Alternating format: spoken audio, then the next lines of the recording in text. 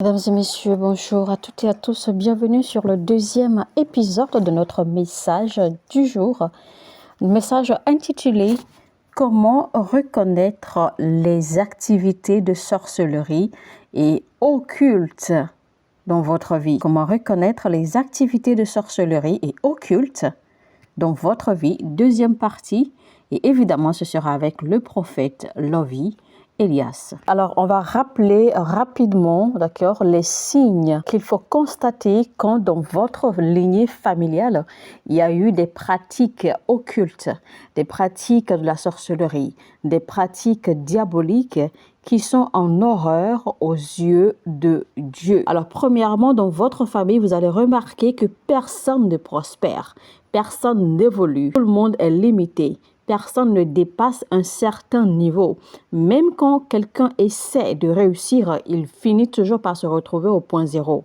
Quand quelqu'un essaie d'avancer, quand quelqu'un essaie de monter, ils finissent par redescendre pour se retrouver au même niveau que tout le monde.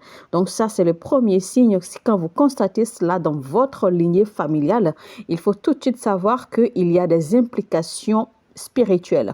Ça veut dire que dans votre lignée générationnelle, votre génération ou la génération avant vous ou la génération encore avant et avant vous, ça peut même être un membre de la famille parmi vos ancêtres, etc. Vous n'avez pas besoin de savoir parce qu'il ne s'agit pas seulement de vous ni de vos parents directement, mais il s'agit plutôt de la famille, du sang, de la lignée familiale. Vous allez également constater l'esprit de la mort soudaine. Vous allez constater l'esprit de la mort prématurée. Vous allez constater l'esprit du non-aboutissement ou l'esprit du rejet ou l'esprit qui fait que personne ne réussit, d'accord, dans les relations. L'esprit de limitation, l'esprit de retard. Vous allez également constater l'esprit de la stérilité. La plupart des gens dans votre famille ont du mal à concevoir, ou des gens conçoivent et ils font des fausses couches, ou des gens conçoivent et ils font des morts-nés, ou les gens ne conçoivent pas du tout ou ils ont du mal à concevoir. Vous allez toujours constater de ces signes-là dans votre lignée famille. Et si c'est le cas, il faut savoir que, eh bien, il y a eu des activités diaboliques par des gens dans votre lignée familiale. Vous allez également constater l'esprit de la confusion. Les gens ont du mal à se retrouver et les gens n'ont pas de direction dans la vie. Ils ne savent pas comment s'en sortir. Ils ne savent pas où aller de gauche à droite dans leur vie. Vous constaterez également la malchance, beaucoup de malchance et d'infortune dans votre famille. Vous allez voir que beaucoup des membres de votre famille, en fait, sont souvent malchanceux ou souffrent souvent ou expérimentent souvent l'infortune. Vous constaterez également la manifestation de l'esprit du mari de nuit. L'esprit du mari de nuit qui dérange beaucoup. Alors, le dernier signe qu'il faut constater et auquel il faut faire beaucoup attention, nous allons voir cela et nous allons lire Ésaïe 60 à partir du verset 1. « Lève-toi, sois éclairé, car ta lumière arrive, et la gloire de l'Éternel se lève sur toi. Voici, les ténèbres couvrent la terre, et l'obscurité les peuples. Mais sur toi l'Éternel se lève, sur toi sa gloire apparaît. Des nations marchent à ta lumière, et des rois à la clarté de tes rayons.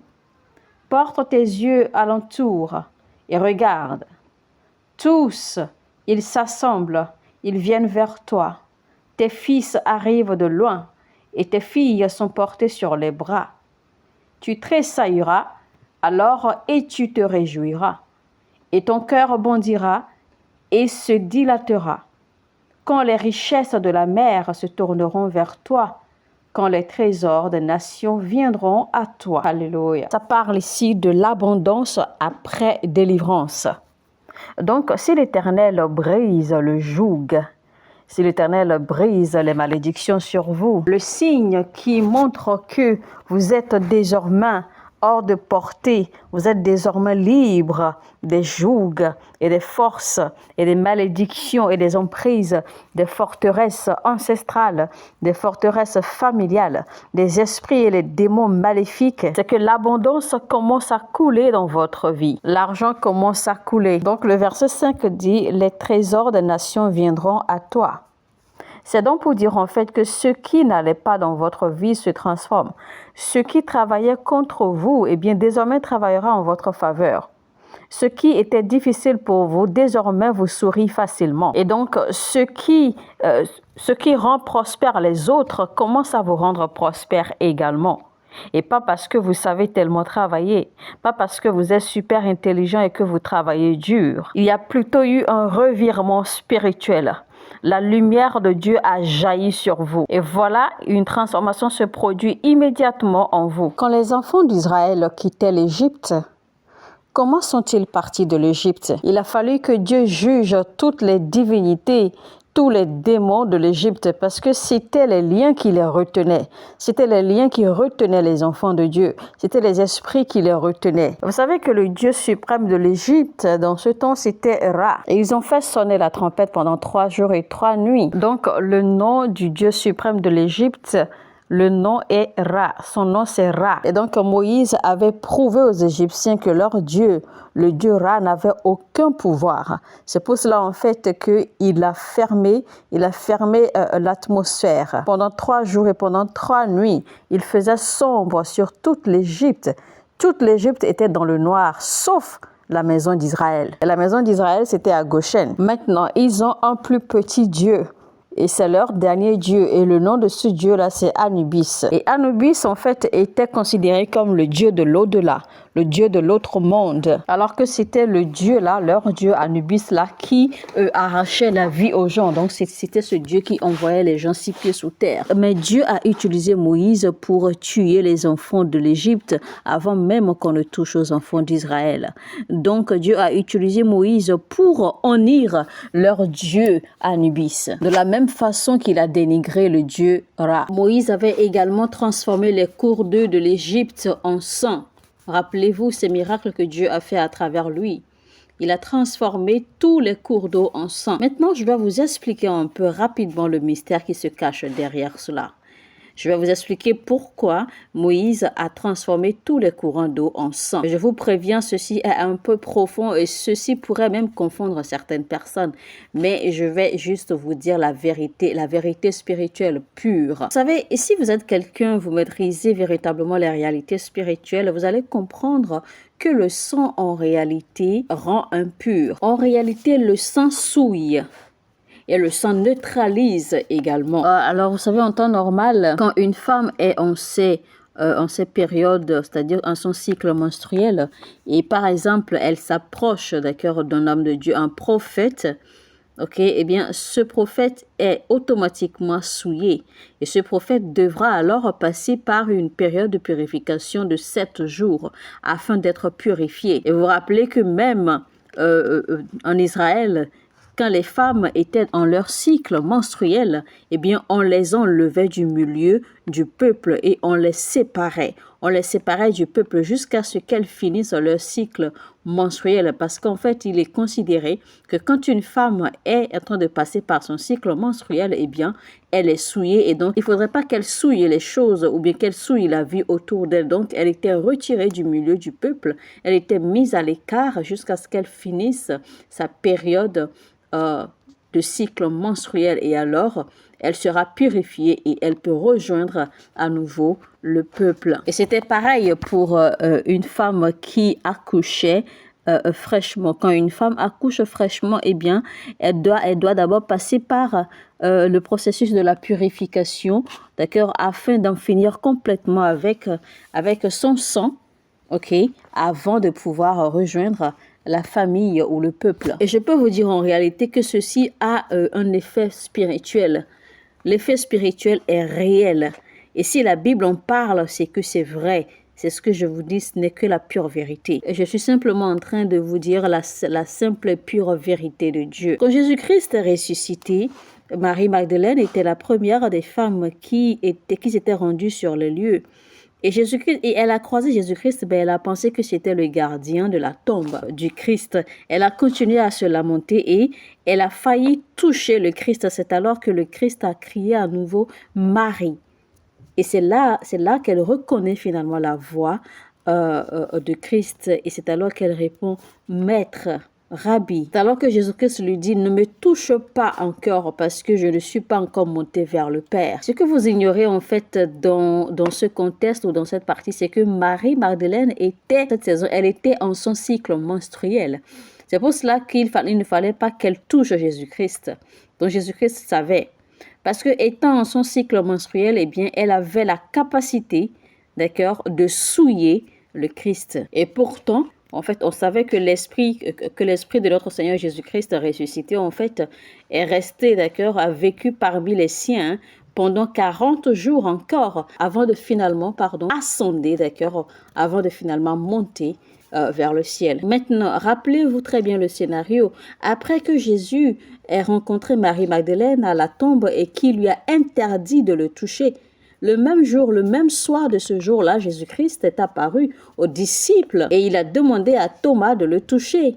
Rappelez-vous, parce que Thomas doutait, donc Jésus-Christ a demandé à Thomas de le toucher, de le toucher dans le creux des côtes et de toucher également le creux, les creux qui se trouvaient dans la paume de ses mains. Donc, il a permis à Thomas de le toucher. Thomas n'était pas dans son cycle menstruel et puis c'est un homme. Donc, la touche de Thomas ne pouvait pas le souiller, Donc, Thomas pouvait le toucher, mais pas Marie-Magdeleine. Quand vous observez bien les groupes occultes, c'est-à-dire les sociétés secrètes, parce qu'en fait, en réalité, quand on parle d'occulte, on parle en réalité de secret. Donc, les sociétés secrètes, par exemple, la franc-maçonnerie, etc., donc, et d'autres sociétés secrètes ou d'autres groupes occultes qui ressemblent à cela, quand vous observez bien, vous n'allez pas voir de femmes. Parce qu'en fait, ils ne permettent pas les femmes, d'accord, au milieu d'eux. Pourquoi? Dans la sorcellerie et dans d'autres choses, dans d'autres pratiques démoniaques, vous pouvez toujours voir les femmes, les hommes se mélanger et tout ça. Pourquoi pensez-vous que les groupes francs-maçons n'ont pas de femmes? Pourquoi pensez-vous que les femmes ne sont pas permises dans leur temple? Ils ne tolèrent pas les femmes au milieu d'eux. Et donc, quand vous regardez bien les groupes occultes, c'est-à-dire les sociétés secrètes ainsi, eh bien, c'est soit vous voyez que les hommes, parce que si vous devez voir les femmes, c'est que bien vous voyez que les femmes qui sont ensemble séparées et que les hommes séparés. Vous devez également comprendre que le plus haut niveau ou la plus grande dimension, d'accord, en spiritualité, dans le règne du mal, dans le règne noir, ce sont les sociétés secrètes, les groupes occultes. Mais alors, que font les gens, d'accord, des groupes occultes? Que font les gens de ces sociétés secrètes? En fait, ils vont chercher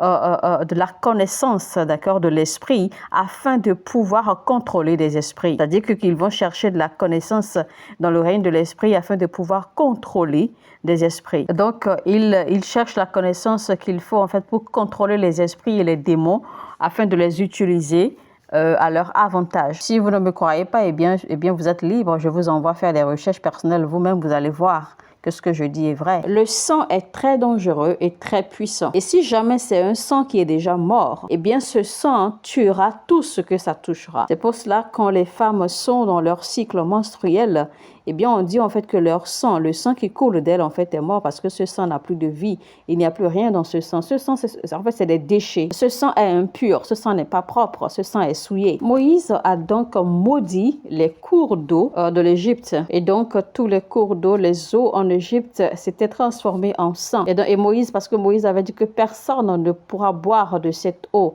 ou de ces eaux. Et vous savez, quand les eaux s'étaient transformées en sang, eh bien, il n'y avait plus de vie parce que tout ce qui se trouvait à l'intérieur des eaux était mort. Le sang a tué tout. Le sang avait tout détruit. Toutes les rivières, tous les lacs, tous les Nils, tous les fleuves en fait étaient gorgés, d'accord, de créatures mortes parce que tout était transformé en sang. Donc les poissons étaient morts. Même l'eau dans les maisons, dans toutes les maisons égyptiennes, l'eau qu'ils avaient stockée dans leurs choses, l'eau qu'ils utilisaient dans leurs maisons, tout s'était transformé en sang. C'est-à-dire que partout on pouvait trouver une trace d'eau en Égypte, c'était du sang. Et donc le seul lieu où il n'y avait pas de sang, c'était à Goshen. Et là, je m'en vais vous choquer.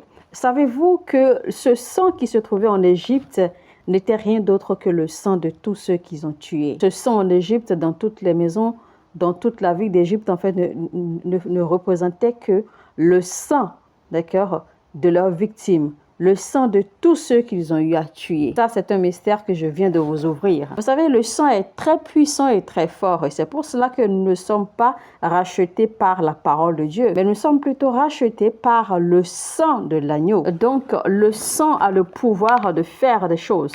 Le sang a le pouvoir d'accomplir des choses que la parole ne peut pas accomplir. C'est pour cela que la Bible dit que nous avons vaincu par le sang de l'agneau et à travers les paroles de notre témoignage. Et donc, il y a certaines choses dont vous ne pouvez pas triompher à moins que le sang est intervenu. Ou en d'autres termes, à moins que le sang est impliqué. C'est tout simplement un fait. C'est pour cela que vous allez constater que il y a des nations, il y a des pays où des gens sont morts, d'accord, pour la paix, pour la liberté de ces nations ou de ces pays. Et si la génération présente abuse, d'accord, du prix qui a été payé pour la liberté, ou si la génération présente abuse des choses qui, par exemple, sont liées ou abusent du pays, par exemple, eh bien, ce pays sera jugé aux yeux de Dieu parce que du sang a coulé, parce que le sang de quelqu'un a coulé pour la liberté. Je vous donne rapidement un autre signe, un dernier signe pour que nous puissions clôturer, d'accord, la deuxième partie de ce message. Vous constaterez dans certaines familles que les gens n'arrivent pas, d'accord, à garder ce qu'ils reçoivent ou ce qu'ils accomplissent. Les gens n'arrivent pas à garder l'argent. L'argent ne reste pas dans la main de certaines personnes. Les gens gaspillent l'argent ou les gens ne savent pas ce qu'ils font avec l'argent qu'ils gagnent. Dans certaines familles, vous allez voir, en fait, est comme un problème général dans la famille, dans la vie de pratiquement tous les membres de la famille. Vous allez constater que il y en a qui gagnent vraiment de l'argent, mais on ne sait pas vraiment où l'argent passe.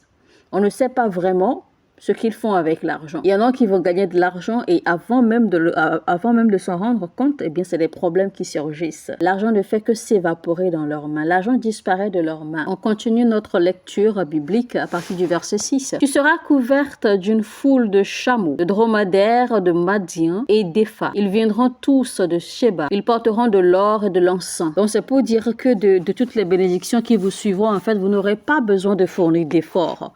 Ces bénédictions viendront à vous naturellement. De l'or viendra à vous, c'est-à-dire ces chameaux, ces dromadaires vous suivront naturellement. C'est pour parler en fait des bénédictions matérielles.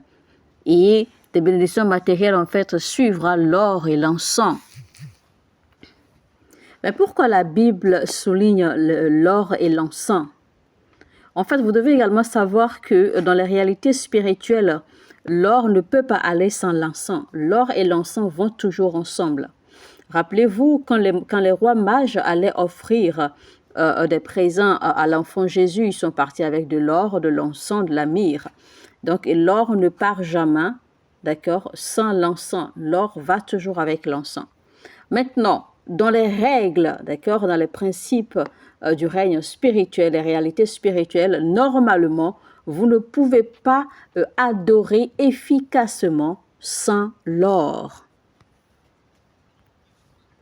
C'est un fait spirituel. Vous allez peut-être penser que je parle en l'air, mais c'est un fait spirituel. Je vous dis en réalité ce qui est.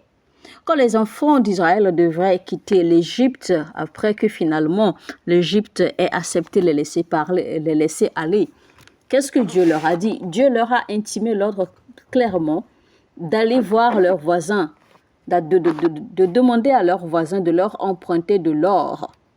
Il n'a pas dit de demander à leurs voisins de leur emprunter de l'argent, non. Mais il a dit de leur emprunter de l'or. Et pourquoi Dieu n'a pas demandé autre chose que de l'or? C'est en réalité parce que l'or, d'accord, devait faire partie de leur arsenal pour adorer Dieu. Parce que l'or devait également servir, d'accord, à la construction de l'arche. Et maintenant, vous allez voir que dans leur parcours, dans leur voyage, à un moment donné, qu'est-ce que les enfants d'Israël ont fait? L'or que Dieu leur a donné, d'accord, à travers les Égyptiens, eh bien, ils ont amassé tout l'or. Et ils ont utilisé l'or pour se fabriquer un Dieu, pour se faire une image qu'ils se sont mis à adorer. Au lieu d'attendre tranquillement que Dieu les instruise de quoi faire avec l'or. Et vous voyez, c'est la même chose, c'est le même scénario qui se passe dans la vie, d'accord, de la plupart des chrétiens. Dieu nous bénit. Et quand Dieu nous bénit, au lieu d'utiliser nos substances pour retourner vers Dieu, pour l'adorer, pour le remercier, pour le bénir en retour, nous utilisons nos substances que Dieu nous a données pour aller faire autre chose, pour aller dépenser, pour aller investir, pour aller mettre dans autre chose, pour aller nous faire d'autres dieux à notre volonté. Et ainsi, nous espérons que Dieu continue à nous bénir. Comment pensez-vous que cela est possible? On continue la lecture. Eh bien, des dromadaires de Madian et d'Épha, ils viendront tous de Sheba. Ils porteront de l'or et de l'encens et publieront les louanges de l'Éternel. Les troupeaux de Kédar se réuniront tous chez toi. Les béliers de Nébajot seront à ton service.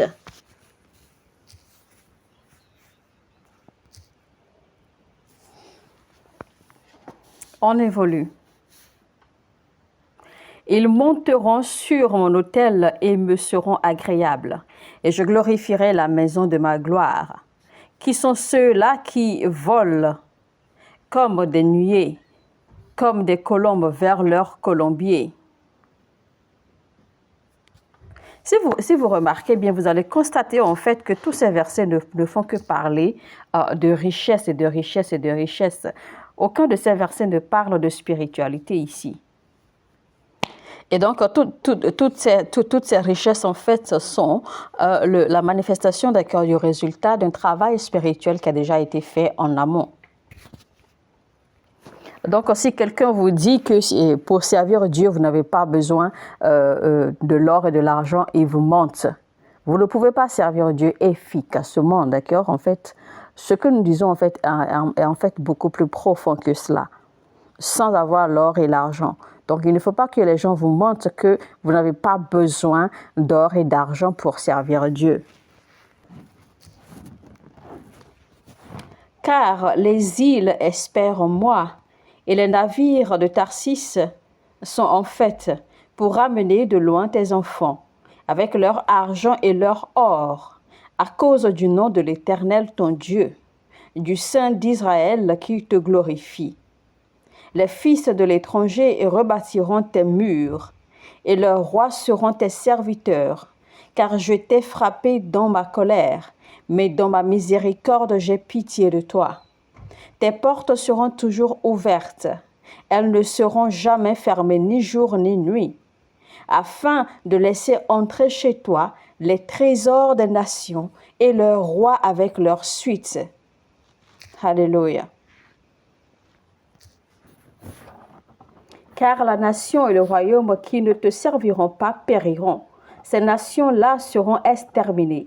La gloire du Liban viendra chez toi, le cyprès, l'orme et le buis, tous ensemble pour orner le lieu de mon sanctuaire. Et je glorifierai la place où reposent mes pieds. Donc vous voyez toujours vous voyez toujours ce que l'Éternel se prépare à faire. Et même tous ceux qui se lèveront contre vous, ceux-là qui ne voudront pas vous servir, l'Éternel causera leur chute. Les gens qui vous ont fait mal, les gens viendront vers vous pour vous demander pardon. Les gens viendront vers vous pour s'excuser du mal qu'ils vous ont fait. Les gens viendront vers vous, d'accord, pour vous servir à cause du mal qu'ils vous ont fait, à cause du tort qu'ils vous ont causé. Et tout cela, en fait, voilà des choses que l'Éternel causera, d'accord, comme abondance qui viendra sur votre vie, après que sa lumière ait jailli sur vous. Et vous allez constater que tout cela, en fait, que Dieu est en train de faire, tout cela dont Dieu est en train de parler, en fait, il n'y a rien, il n'y a aucun point qui soit spirituel. Tout cela, c'est matériel. Tout ça, ce sont des richesses, ce sont des bénéfices, ce sont des avantages inclus dans l'abondance qui viendra à vous une fois que la lumière de Dieu jaillit sur vous. Et les fils de tes oppresseurs viendront s'humilier devant toi, et tous ceux qui te méprisaient se prosterneront à tes pieds. Ils t'appelleront la ville de l'Éternel, Sion du Saint d'Israël. Au lieu que tu étais délaissé et haï, et que personne ne te parcourait, je ferai de toi un ornement pour toujours.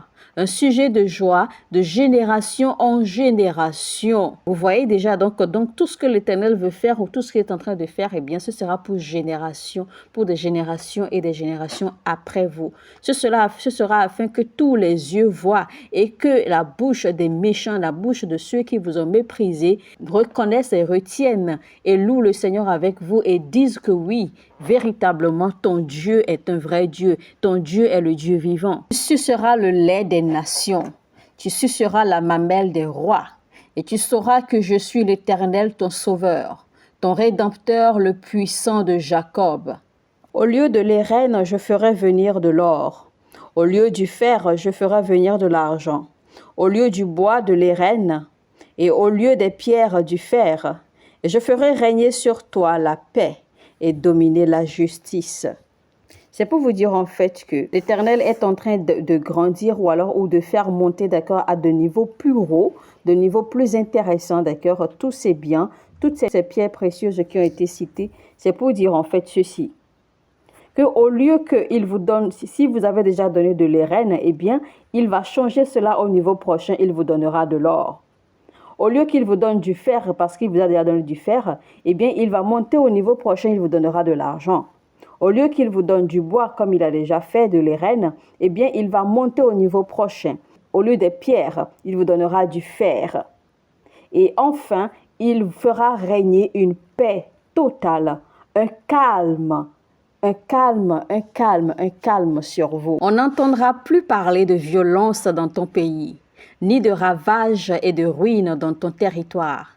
Tu donneras à tes murs le nom de salut, et à tes portes celui de gloire.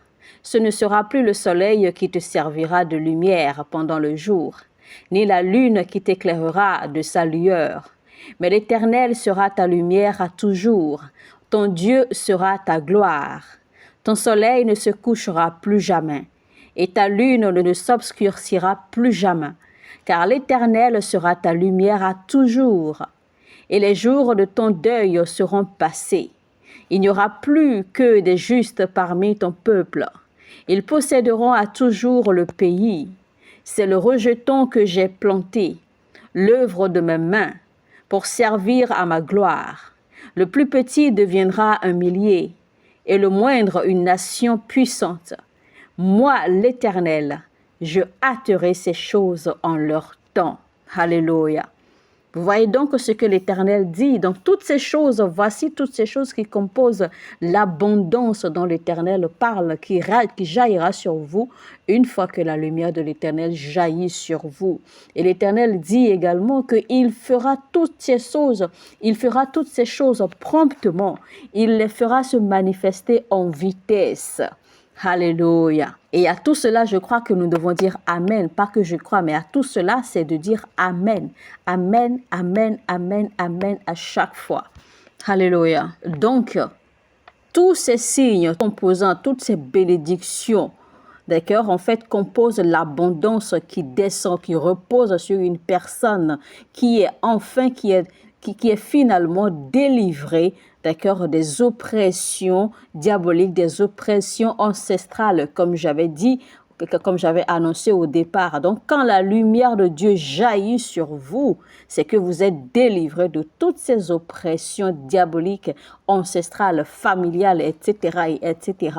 Et quand la délivrance s'opère véritablement, voici ce qui se produit dans votre vie. Et cela se produit à une vitesse de lumière, comme l'Éternel l'a dit. Donc, tout ce que l'Éternel a cité dans Ésaïe 60 du verset 1 jusqu'au dernier verset, le verset 22, voilà donc ce que l'Éternel fait. Voilà donc les signes palpables, d'accord, les signes évidents d'une personne qui a reçu sa totale délivrance. Mesdames et messieurs, eh bien voilà, nous sommes à la fin de la deuxième partie de notre message intitulé « Comment reconnaître les activités de sorcellerie et occulte ?»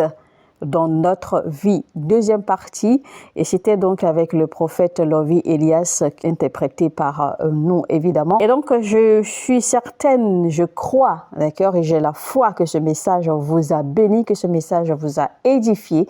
Si tel est le cas, ne le gardez pas pour vous tout seul. partagez-le au maximum, autant que vous pouvez sur tous vos groupes de communication, toutes vos communautés, tous vos groupes de chat, toutes vos plateformes sociales, tous vos réseaux, etc., vos amis. Envoyez le lien partout où vous pouvez envoyer le lien. Permettez que d'autres personnes puissent recevoir, d'accord, ces genres de messages. Parce qu'à travers ces genres de messages, eh bien, non seulement il y a l'évangélisation qui passe, les anges de l'évangélisation sont déployés, mais aussi des gens reçoivent leur délivrance. Les gens reçoivent leur délivrance par la lumière, par la révélation, par la vérité, d'accord, qu'ils découvrent à travers ces messages. Et pour mieux comprendre ce message, je vous invite donc à faire recours à la première partie, d'accord, afin de suivre la logique dans cet enseignement et vous serez richement bénis. N'oubliez pas aussi liker, cliquez sur le bouton j'aime, car cela permettra également à YouTube de recommander ce message à d'autres personnes, d'accord, sur le réseau YouTube. Alors après cela, si vous n'êtes pas encore abonné, abonnez-vous tout de suite et activez la cloche de notification afin de ne rater aucun de nos messages. Sur ce, je vous dis que Dieu vous bénisse. Shalom chez vous. À très bientôt. Mon heure a sonné et votre heure a sonné.